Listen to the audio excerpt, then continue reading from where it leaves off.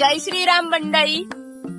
मी आणि जयेश आज आलेलो आहोत नाचणे वॉटरफॉलला. तर आज आम्ही दोघं पण इथे फोटोशूट साठी किंवा काही व्हिडिओ बनवायला आलेलो नाहीये.